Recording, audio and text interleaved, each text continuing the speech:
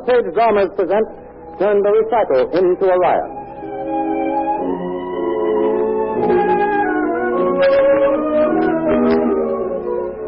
This week's front-page drama, Turn the Recital into a Riot, is a dramatization of an amazing but most amusing true-life story of the same name.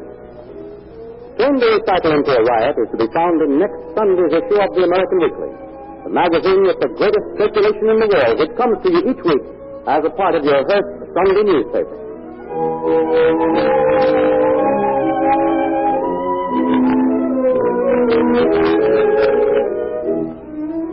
A young singer, like a prophet, usually is without honor in his own country. Seemingly one of the most difficult things in the world is to get a good-sized audience to attend a musical debut. Even such able artists as Grace Moore, Nelson Eddy, and Lawrence Tibbett can tell of discouraging attempts to fill a concert hall for their early recitals. American singers have the edge on many Europeans. Here there is the Naumburg Foundation, an organization specifically established to give young singers the opportunity to appear before audiences in New York's Town Hall or some other music center. To top off its service to the ambitious young musicians, the Naumburg Foundation makes every effort to get as many as possible of America's ranking music critics to hear the young artists. But in Warsaw, Poland, there is no such helping hand. So when Olga Bilo decided to make her debut on the concert platform, she worked out a rather original idea. She felt sure would bring her a rather good-sized audience. She was right. The audience came.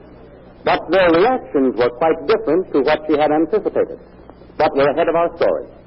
First, let's look in on a room in one of the men's dormitories at one of Warsaw's universities. Okay, Phil, would you do me a favor? Oh, if I can. What is it? Well, you see, I had a rather hurried invitation to a formal affair tomorrow night, and if you don't mind, I'd like to borrow your full dress. Oh, I'm awfully sorry, Stan, old boy. Anytime but tomorrow night. Well, what? As a matter of fact, I have a date myself, and I'm going formal. Try Iggy here. Iggy? Huh? What's that? What'd you say? I'm so interested in this letter. Well, Iggy, you see, I've got a rather important date, formal tomorrow night, and, I'd like to borrow your dress suit. Oh. Phil is using his, but he thought that maybe you'd like using mine. I'm sorry, Stan. I'm using mine, too. I just got this letter. See, it's right here. Huh? And I got to go out myself. It's strictly formal. Well, any other time it would be all thanks, right. Iggy, but I have to have it tomorrow night. I guess I'll just have to rent one. I'm a little short. I've got to take a girl out after the concert. Hey, Phil. Oh, did he say concert? Yeah, it's a concert. Why? Oh, nothing at all. I just wanted to make sure he said concert. Come right in. How do you do? Well, young man, what can I do for you? Full dress suit for tomorrow night, huh? Yes, but how did you know? Young man, I've been busier renting dress suits than a map maker trying to keep up with a new map of Europe. All day long, it's been dress suit. Must be new, good-looking, fine fit. Always it's a feast or a famine. Well, you're not sold out, are you? Sold out? Abramski's never sold out. Oh, that's a little low on stock, but never out. The man may be down, but never out. Yes, indeed. Let me see. Stand in the light, please. You're about 38 coat, trousers 32, legs 31. Say, that's it, right to the inch. Abramski's always right to the inch. Fit, guaranteed. Ilyich! Yes? Get a dress suit, 38. 38 coming out. Just in time, Papa. That's the last one. There, see? What did I tell you? There. But, look here, isn't this just a little bit, out of date? Out of date? Hey, Ilyich, listen to that. This is the most priceless piece of wardrobe in the entire shop, young man. Do you realize this once belongs to one of the Grand Dukes of Russia? Really? It's a fact.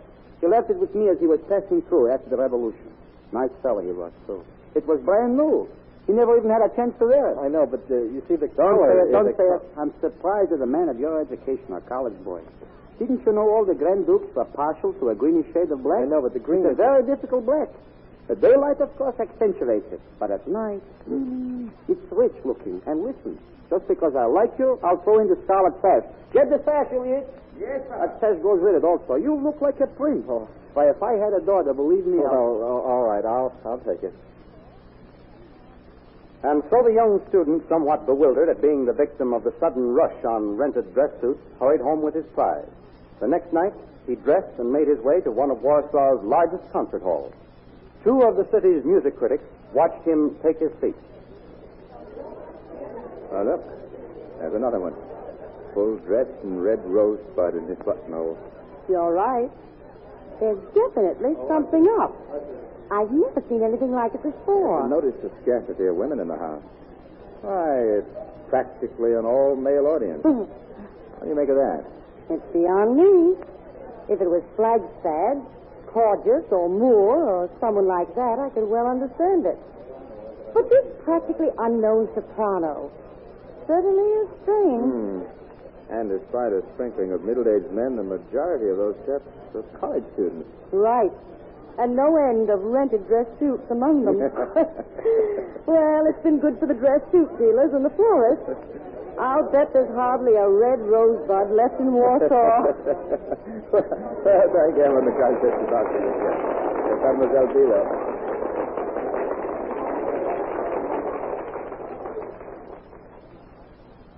Well, the recital began and moved along fairly well. The singer was a rather attractive girl and sang fairly well. The male portion of the audience endured Mademoiselle Bilo's singing with as little fidgeting as possible. And at the intermission, there was a hurried rush to the lobby. The men in tails paced back and forth feverishly, expectantly, anxiously eyeing every one of the few women, when suddenly our young student friend Philip sighted his roommate Stan in his rented dress suit and scarlet sash. Well. If it isn't the Grand Duke Stanislaus. May I ask what brings your Highness here? Now, don't rub it in. You must know why I'm here in this get-up. It's because I came here to meet a lady who suggested I dress like this so we'd know each other. Oh, I see. Wait a minute. Yeah? Did you read this ad in the personal column of the Gazette? Gazette? Wealthy, good-looking young lady intending to settle in Warsaw seeks interesting young gentleman companion? Well, no, I didn't see it in the Gazette, but I answered that same ad in the Chronicle. And she replied asking you to come to this concert where she could have the opportunity to get acquainted? Well, yeah. Yeah. Hello, you two. Oh, hello, Iggy. Hello, Iggy. I thought I recognized you. Hey, listen. Have you been caught in this blind date ruse, too? Absolutely, and all those fellas, too. Don't tell me that you answered that same ad. Pardon my ignorance, gentlemen. Wait a minute, huh? May I have a word? I'm the music critic of the Gazette. Oh, yeah? How do you do? I couldn't help overhearing your conversation, to say nothing of noticing your unusual get-up at a concert with you, and I think I can clear up some mystery. Well, please, I'd like to know why. Very well, gentlemen. It's my guess that the mysterious, wealthy, good-looking young lady who inserted that come on ad in the personal columns of all the papers. Yeah?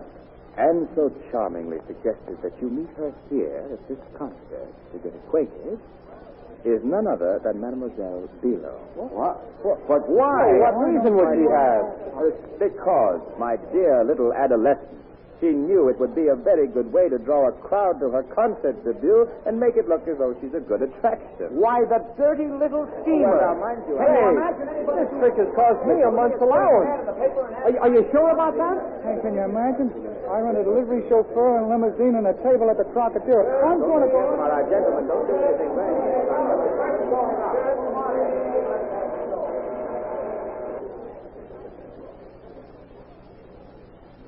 Ladies and gentlemen, for the second half of my program, I'm... Give us back our money! Where's Ben's window? Get back that big man down the way! Gentlemen, please, let me explain. I want to please let me explain. Oh, please let me explain to you. Oh, please let me. Oh, Jan, how could you forgive me? I tricked them into coming, but they found out. I put personal ads in the papers, leading them on with letters to meet me here, without telling them why. You've been very foolish and stupid here. However, I'll try to settle it. I'll go out and talk to them.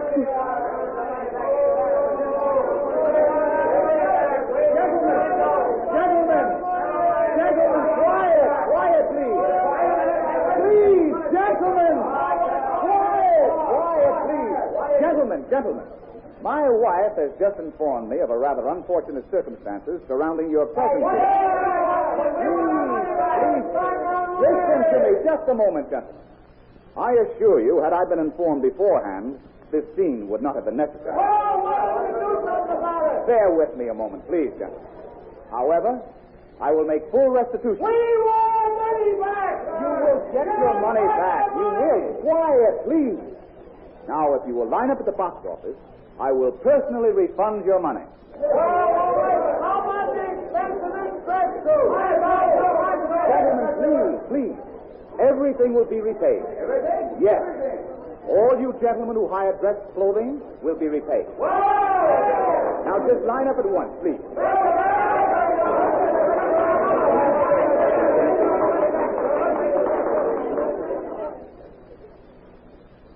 Like many a wealthy man who has held the bag for his daughter's or wife's impossible aspirations to fame and fortune on the concert stage, Mr. Below reflected afterwards that maybe it was worth the price if it put an end to such goings-on.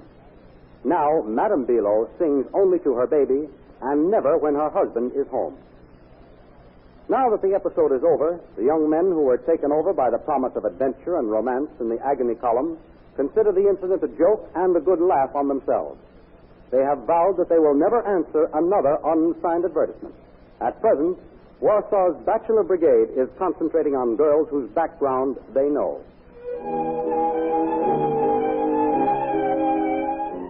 You have just heard the front-page drama entitled, Turned a Recital into a Riot, a dramatization of an article of the same name.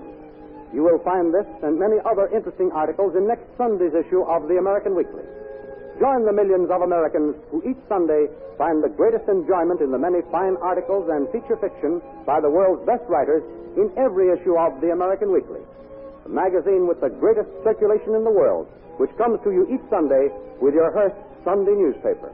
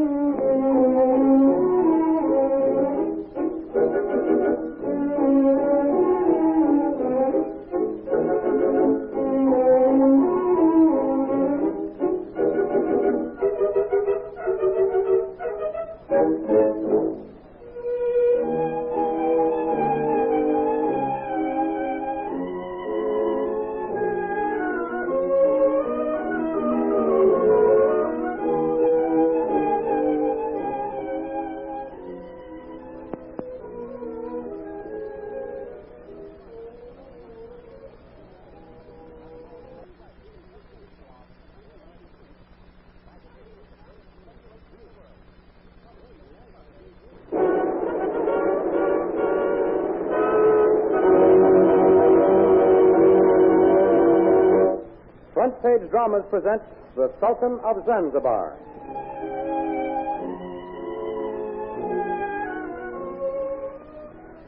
Would you mind if I interrupt this program to bring our listeners an announcement of unusual interest concerning a feature beginning in next Sunday's issue of the American Weekly? Not at all, especially if it is about the new series of front covers of the American Weekly by the renowned American artist, James Montgomery Flagg. You've guessed it. This Sunday, the first of 7 lovely paintings by the great American artist, James Montgomery Flagg, appears in full color on the front cover of the American Weekly. Each of the paintings is a tribute to cooking around America. We owe a great deal to the pioneer women of the early days of the nation.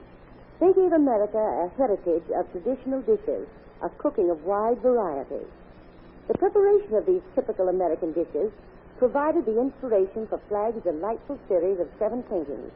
Each is devoted to a favorite regional dish of a geographical division of this country. And for the next 7 weeks, the pictures will be reproduced in full color on the front page of the American Weekly. In addition, these works of art will be accompanied by easy-to-follow recipes supplied by prominent women who know how to prepare and cook regional delicacies. I feel sure that every woman listening to this program will want to save the excellent recipes and the